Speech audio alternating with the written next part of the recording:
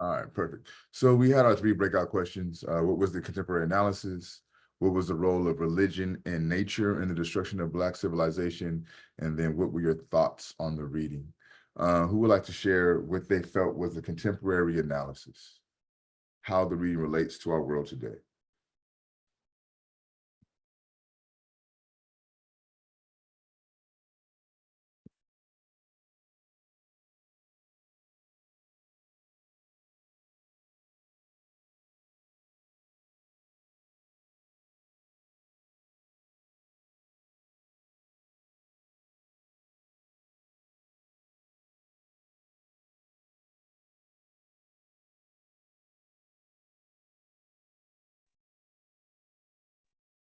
I could go.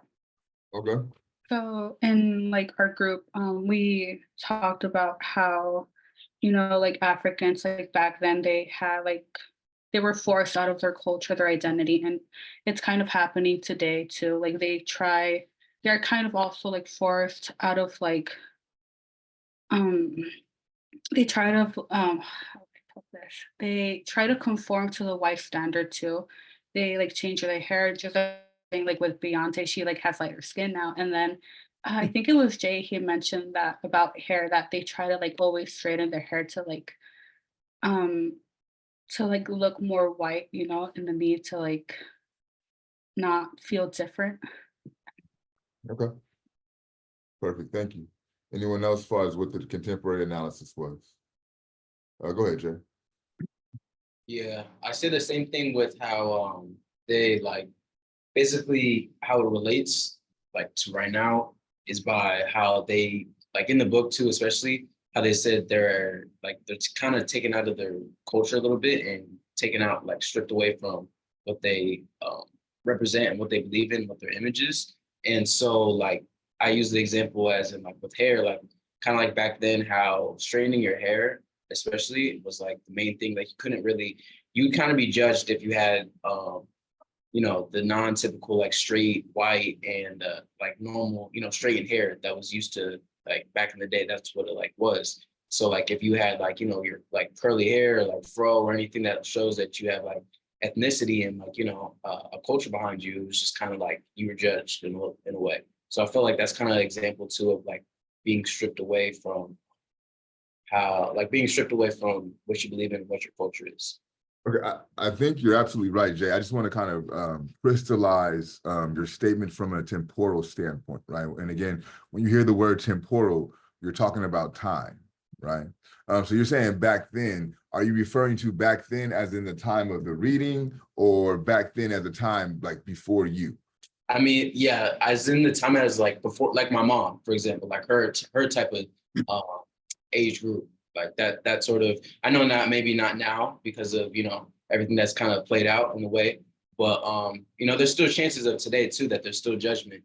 But yeah, I because I do know mainly that time frame of like back then it was like there was like a lot of you had to straighten your hair, or like you had to dress a certain way or act a certain way or be a certain way. It was like sort of that sort of like norm to it. Yes. Yeah, you're absolutely correct. And another way to articulate that is what's called like respectability politics, right? That's another way of talking about that. So absolutely good call out. What was the role of nature and religion in the destruction of Black civilization, according to the text? What role did nature and religion play?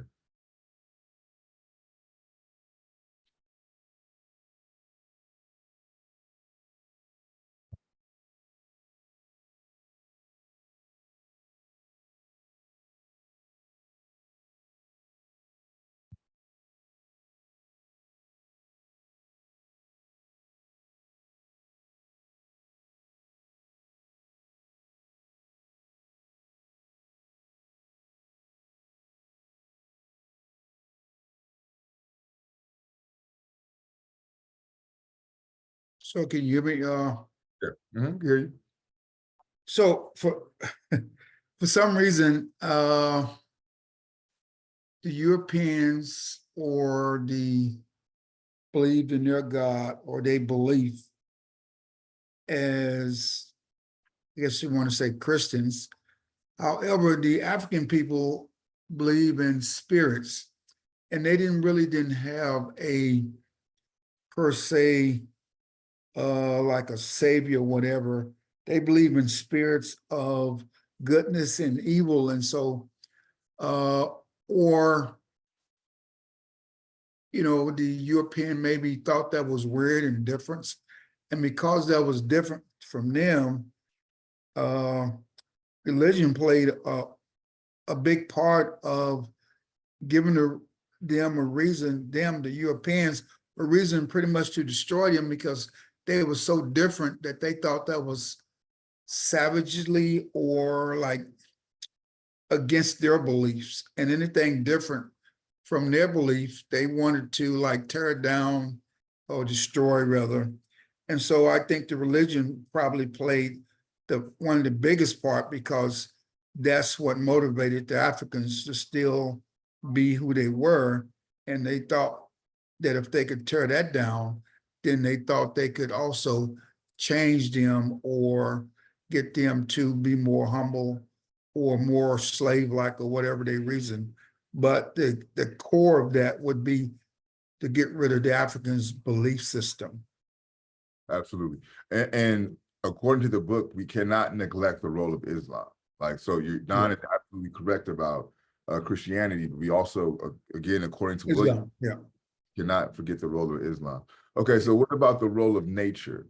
How did nature force the destruction of African civilization?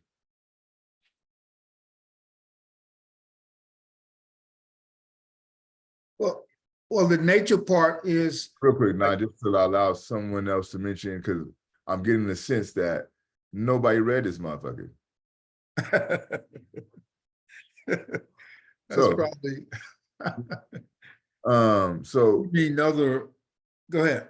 Yeah, I just, again, leaving space for others, we're talking about how the text talks about the role nature played in the destruction of Black civilization. Again, your participation is mandatory. Your ability to come prepared to class is mandatory. August, go ahead. In my opinion, I believe like nature is also connected to like religious and like spirituality. And by that, and by saying nature is like our roots, you know, I would say like over the course of, you know, the centuries, African people became, slowly, declined within their roots. You know, we're not as connected to our roots, spiritual wise, because we don't know much about what type of spirits do we use to worship, what type of rituals we perform to heal people. We're not as close to that. Well, all this is true. The question is, how does Williams articulate the role of nature's destruction of Black civilization? And I noticed you started off with my opinion, which is very telling that what you're stating is not stemming from the text, right? So who read the book or the reading for today? I can go. Two people. I mean, I understand you could go, Jasmine. I'm just trying to understand who, Okay. right? So 2, 3, right? So again, part of this process to work, for this to be a successful semester, for this to be a successful experience for you, you have to be prepared. Being prepared is not like 4 people reading the text. You can't discuss the text with just 4 people reading the text.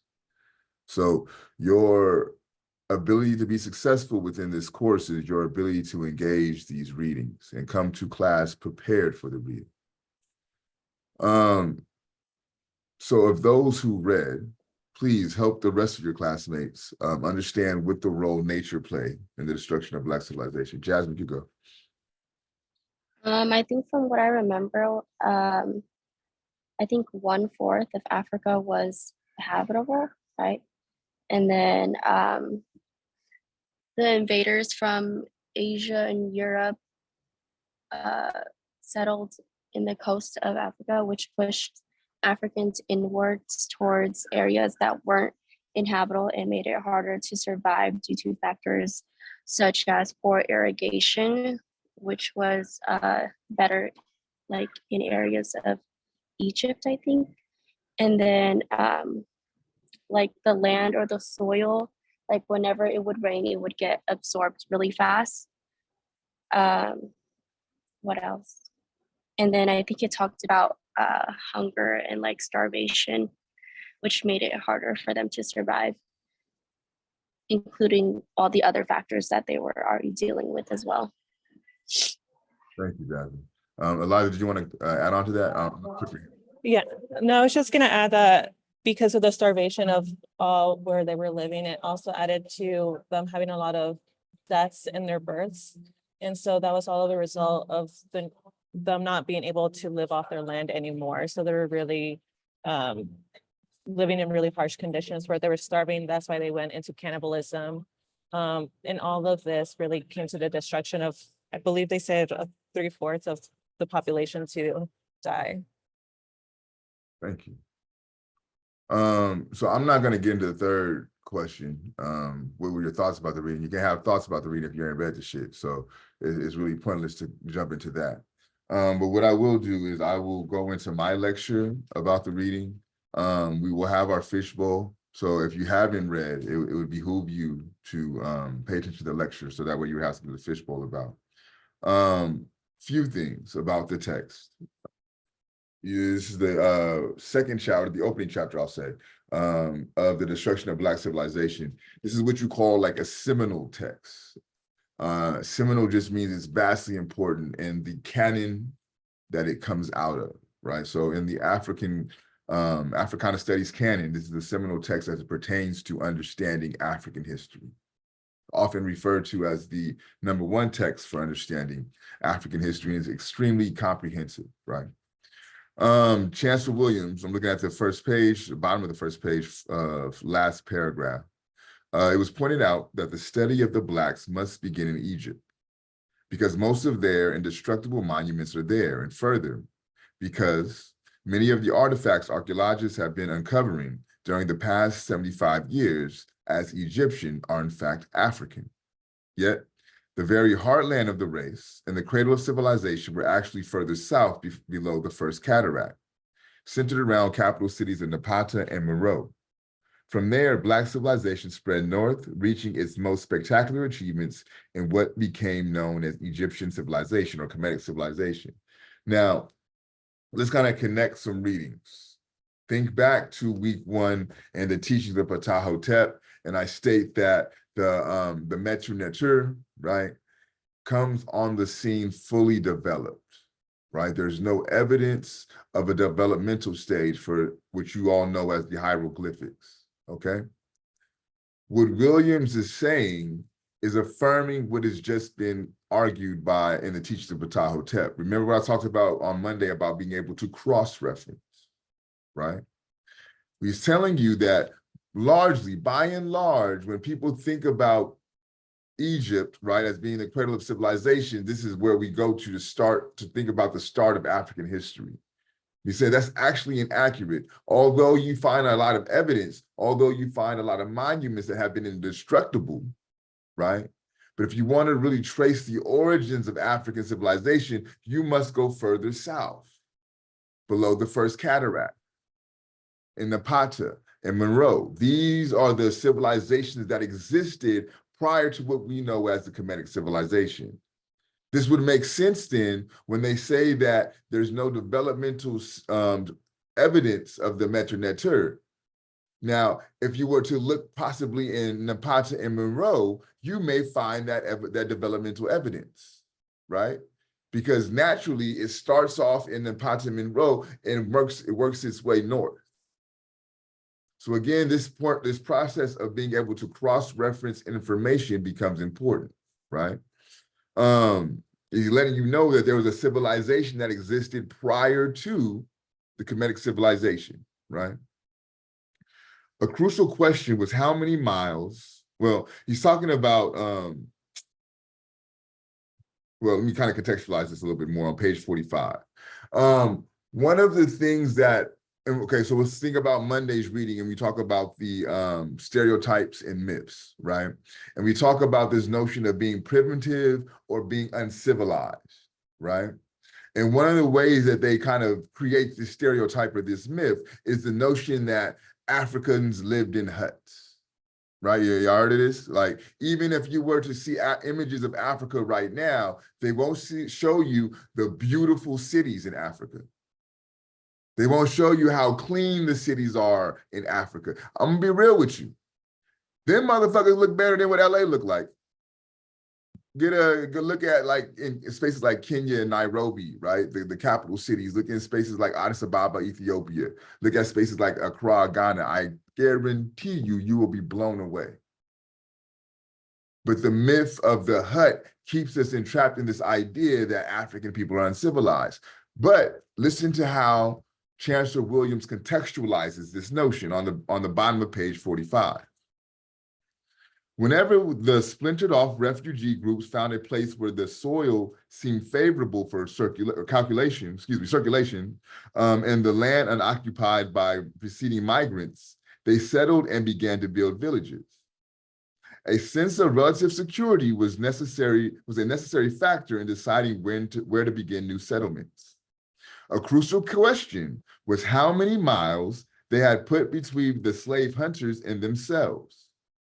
For the kind of houses and community buildings they would erect depended directly on the probability of permanent settlement or sudden flight again. In short, they could build large and steady and attractive compound homes and temples of worship, or easily demolish huts. So I'm gonna read that last part again, right? So we know that they're on the run from enslavers, right? And because of them being on the run from enslavers, they splinter off into different groups, right? So there's 17 of us in the class, right? If we are on the run collectively as a group, how wise would it be for all 17 of us to migrate together? Wouldn't that increase the chances of us being captured? So what we may want to do is divide up into groups and split off, right? So what he's saying is a crucial question was how many miles have they put between themselves and the enslavers, right? Like how much distance have they established between them? Once they felt like they established enough distance, how good is the soil, right? Can we produce vegetables and things of that nature from the soil? And if we feel like we could establish that much distance from the enslavers, and we have the land that we could, grow crops, then we could produce and settle here, right? But what he's telling you is they had the knowledge, they had the capacity to make an enormous house, an enormous compound, an enormous temples for worship, or a hut that could be easily broken down, picked up, and moved, depending on what the situation dictates. It wouldn't make sense to build this big, massive house and this big, large, massive temple if you know you have to pick up your shit and go. Wouldn't it make more sense to build a little hut that you can break down real quick, pick up and get your belongings and be out? So he's telling you they had the capability to do both. But what the situation dictated were for them to build those huts that could be broken down and transported. So when the Europeans come into Africa and they see these huts, when they're chasing them, right?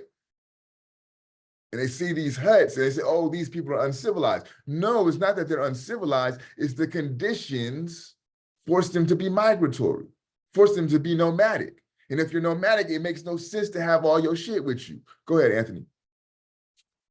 Yeah, like also in the reading, it brings up how these Europeans, right? They went to like the swamplands and like the undeserted and like the most terrible areas you could possibly go to, and like started writing about it. They're like, oh, these Africans are like the most uncivilized people because look at the swamplands, right? It's like going to like fucking never like in the middle of a desert in the United States and be like, oh, the United States is some dirty place because they'll have cactuses everywhere, like tumbleweeds, right? Like so dumb. They picked and choose like what to write about, and they chose like the worst possible thing to write about, which is like the swamplands, where like no life could grow or thrive there, obviously, even here, right? So I just found that very interesting as well. Good call out, Anthony. Thank you. And so like another way to think about that, right?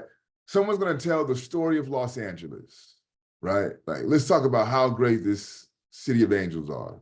But they're only going to focus on Skid Row, right? Like, how much would you want to visit LA? We won't talk about Santa Monica. We won't talk about Beverly Hills. We ain't going to talk about, the Valley and shit like that. The only thing that LA has to offer is Skid Row. That's going to taint the way that you look at Los Angeles, right? But just like with Africa, right, there are obscene amounts of wealth. Y'all hear about the helicopter crash in the IE in Palm Springs on their way to Vegas to watch the Super Bowl? 6 Nigerian billionaires with a B, not millionaires, 6 Nigerian billionaires with a B died in a helicopter crash trying to travel from Palm Springs to Vegas. Billionaires, 6 of them. So you can't think that Africa is poor. But how they tell these stories shapes the way that we perceive things. So he talks about the consequences of fragmentation and isolation. I'm looking on page 46 in the second paragraph. Fragmentation and isolation had 2 monumentous consequences.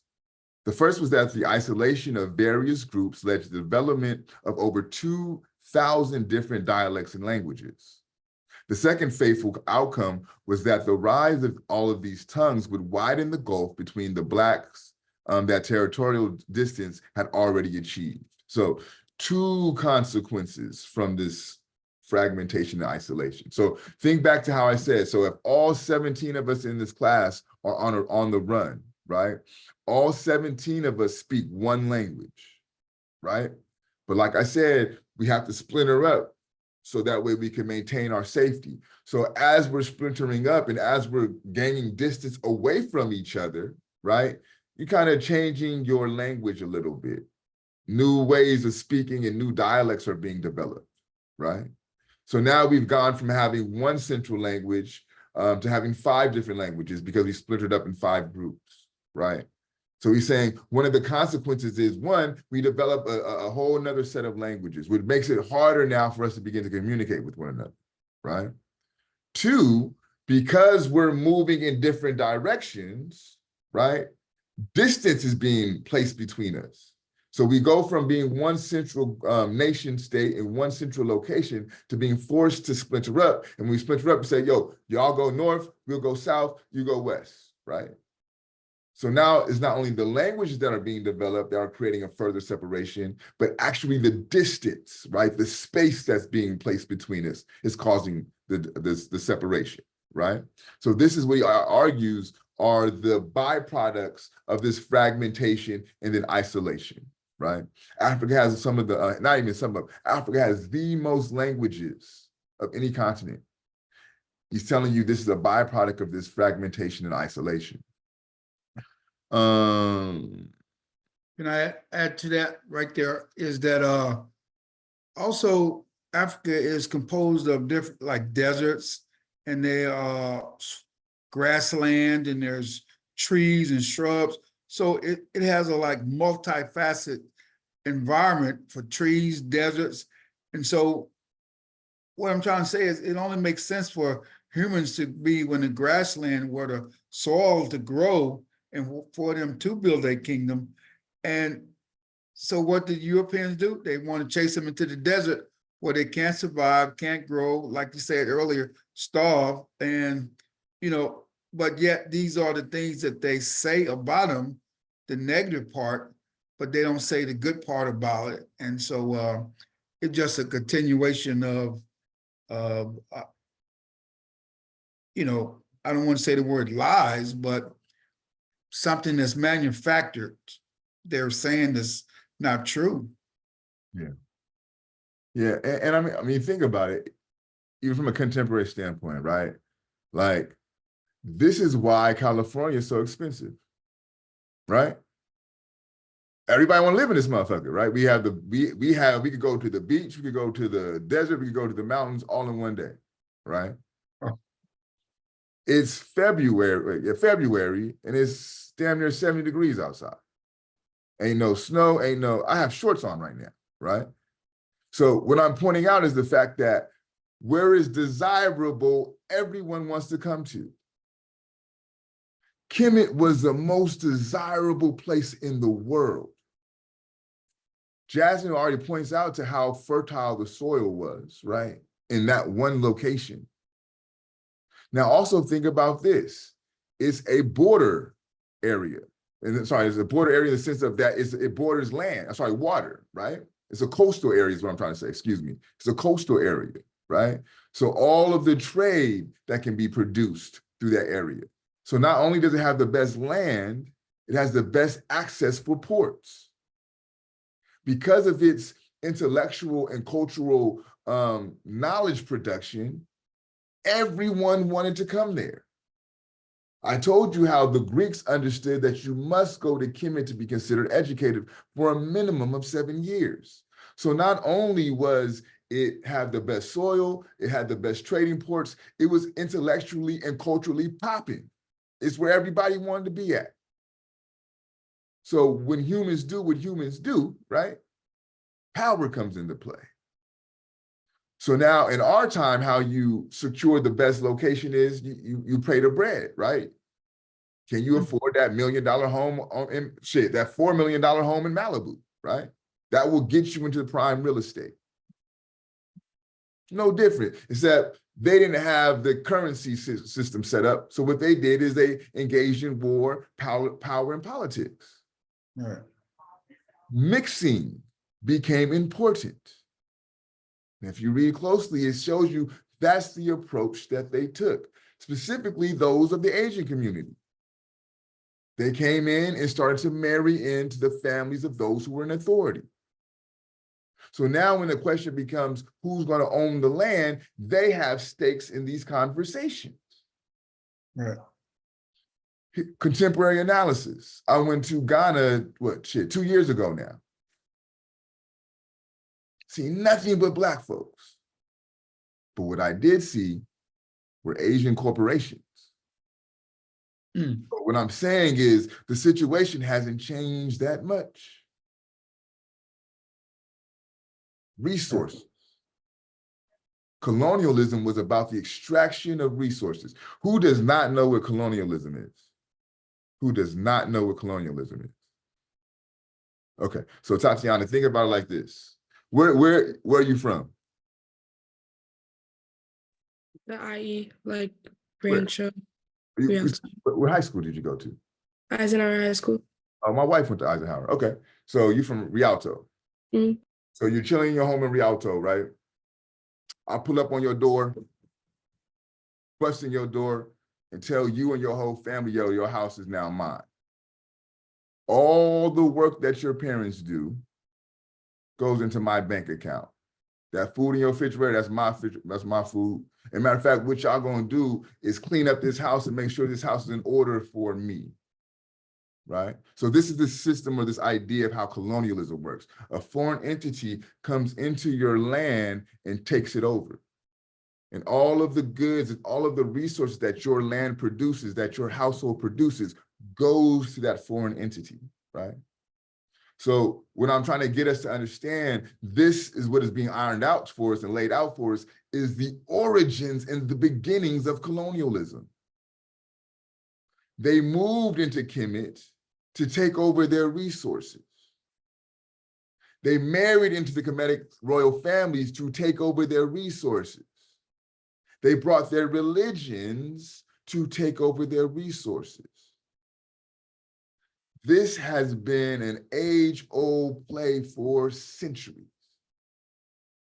And this is why Malcolm X said, history is best qualified to reward our research. If you know how the history of things are, a lot of other shit makes sense. It won't be surprising to you the fact that Chavez Ravine or Dodger Stadium was a thriving indigenous community before they built Chavez Ravine. It would make sense to you that where the 10 freeway and USC is located was a thriving Black area called Sugar Hill. They use things like eminent domain to come in and move people off of their spaces. These tactics have been derived from what they've been doing for centuries. So this not only answers the question of how does the destruction of Black civilization historically take place, it provides insight into how the destruction of Black communities still exists to this day. the destruction of indigenous communities still exists to this day. It's the same blueprint. They haven't changed the playbook. What they have been effectively able to do is put little cute terms on things to make it more palatable for you. They'll tell you things like, oh, it's manifest destiny. Y'all heard about that? So would you say it's divide and conquer? Absolutely, absolutely, absolutely. That's a New Inglewood with the SoFi Stadium. Yeah, man. Like I used to live in Inglewood for like 8 years. I knew it was bad when I seen the little puppy dogs in the coffee shops. I knew shit was gonna start looking real different, right? Yeah. And again, so just like Dodger Stadium, it looked vastly different before Dodger Stadium got there, right? All right. So we talked about fragmentation, organization, many signs. Now, one thing I will say, this is almost like a doom and gloom text, right? Like it's so almost negative sounding. And I certainly get that. But again, it's important to understand how things come to be, right? I don't want to. I'm going to go into all that right there. Nah, leave that out. But this to me, on page 53, he brings up a good point. He says, how then were the Blacks able to battle invading enemies from one end of the continent to the other for several thousand years? True, they were overcome in the end, but what sustained them through all those centuries of struggle on so many different fronts and against so many different kind of enemies? Weakened so generally by both disease and what became perpetual hunger, whence came their strength and courage to carry on? It may well be that the answers lie in the death-defying pyramids they built in Egypt when the lands was theirs. So I think he proposes, excuse me, a profound question, right? Like they battled foreign invasion, right? From not only Arabs, from not only Europeans, but also Asians, right? They battled the destruction of their civilization by nature, right? A very vicious enslavement trade from Arabic individuals as well as, thank you, one second. Thank you.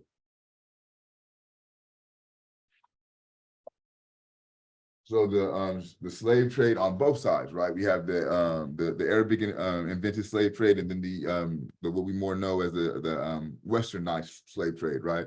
But how do these individuals maintain through all of that?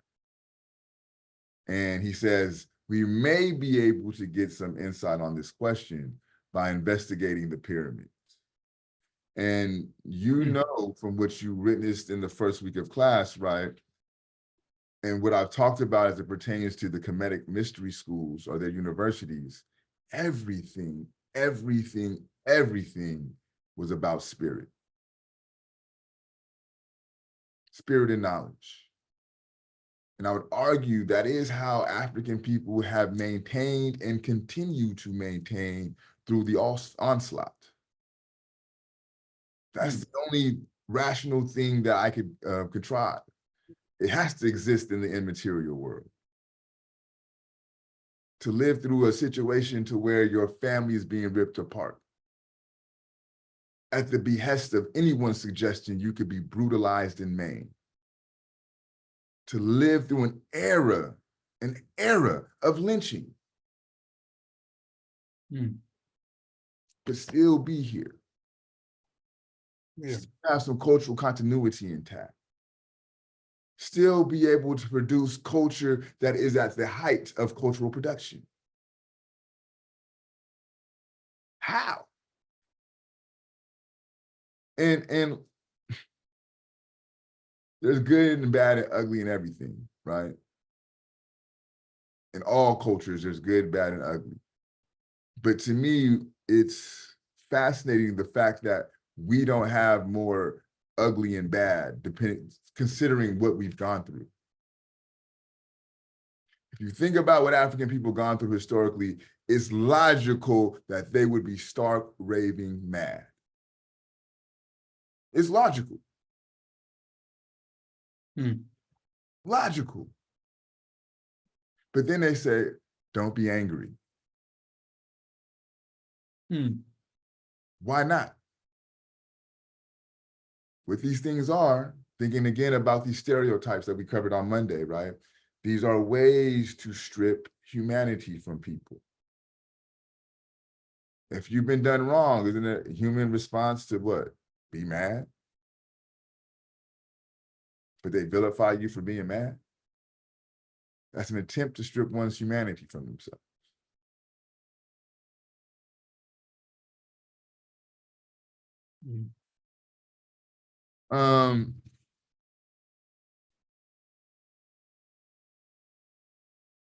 Then, good old religion comes into the fold, right?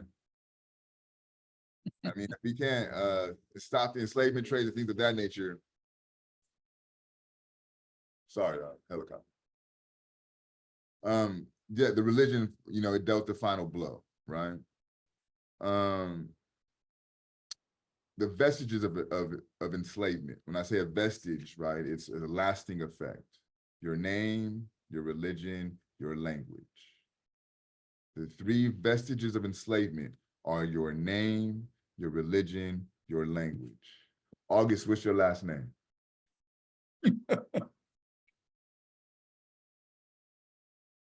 Tally, my bad, I'll correct it. Okay, say it again, please. Tally, Talley. I'll correct Tally, your name. Tally, perfect, thank you.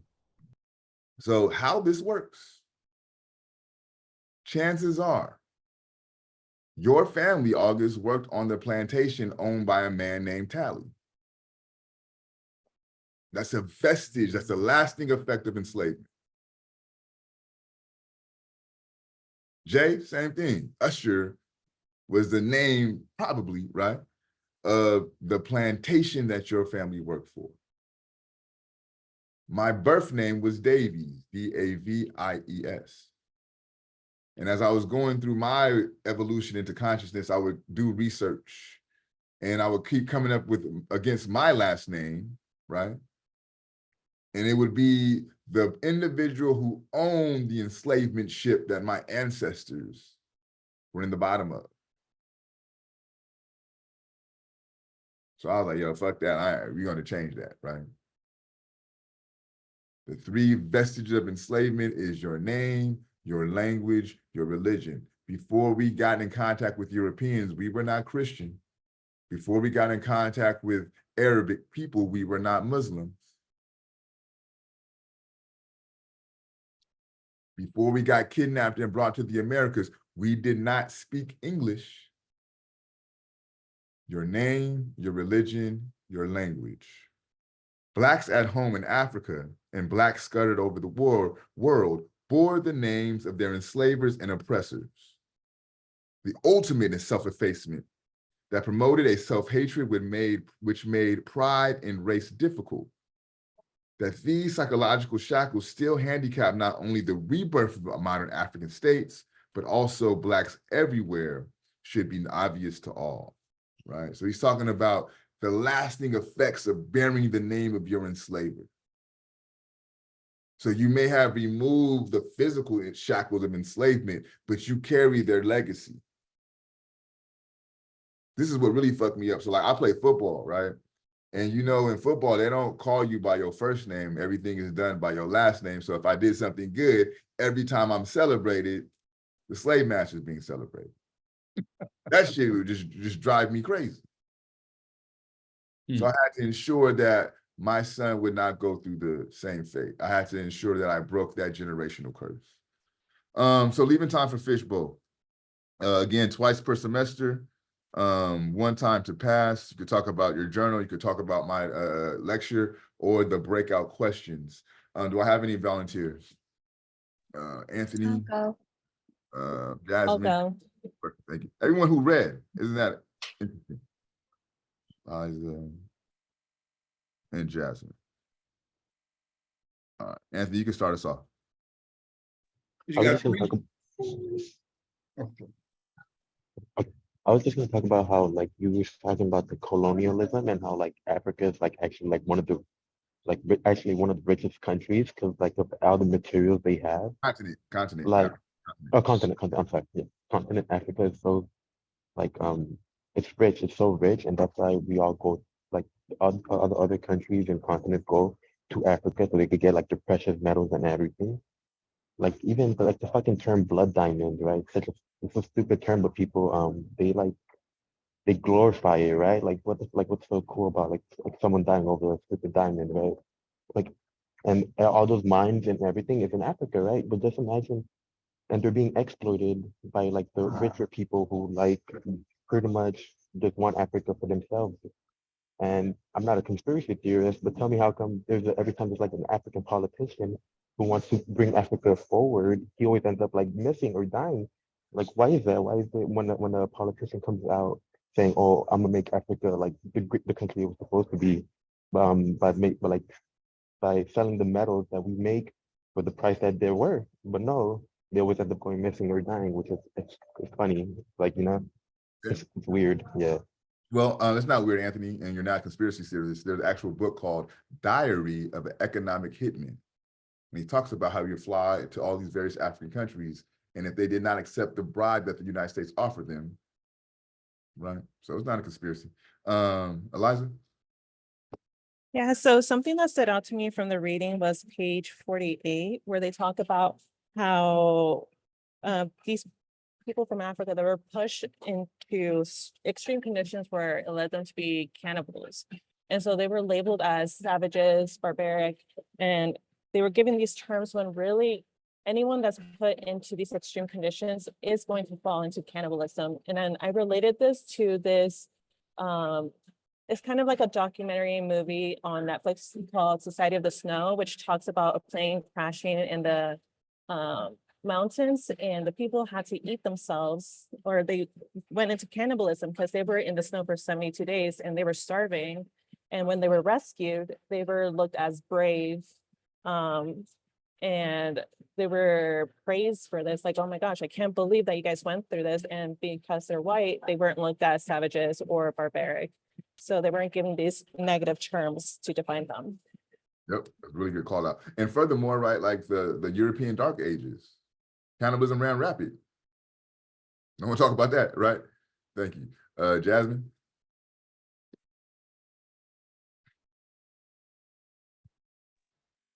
Okay, I'm gonna read my contemporary analysis from my journal and how I saw it in my point of view. In the reading, it talked about invaders from like Arab Asia and Europe pushing Africans inwards towards the inhabitable places of Africa, such as the jungle. And I think that relates to how people of culture today are being pushed into areas of like low income where it becomes harder to survive. For example, there are different social factors that keep the rich rich and the poor poor, and it makes it very hard to climb the social ladder. And then often low income areas lack safety, green spaces, healthy grocery stores, and from food places with healthy options, boring living conditions, and they're often filled with liquor stores and smoke shops and stuff like that.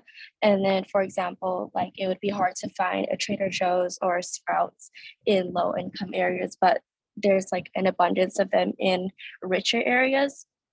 And that's what I talked about for my I think contemporary that's a analysis. phenomenal contemporary analysis, because think about it. What they call those spaces are food deserts. Mm-hmm. And think about how the book articulates the hardships that African people went through existing in the desert, right? So the parallel to me is very clean and clear, right? Yeah. Yeah. And I think also when you think about this forced migration and these push-pull factors from a contemporary standpoint, that's how the Inland Empire got so popular and so large, right?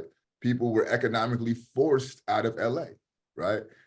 South Central looked vastly different than it about 30 years ago than it does today.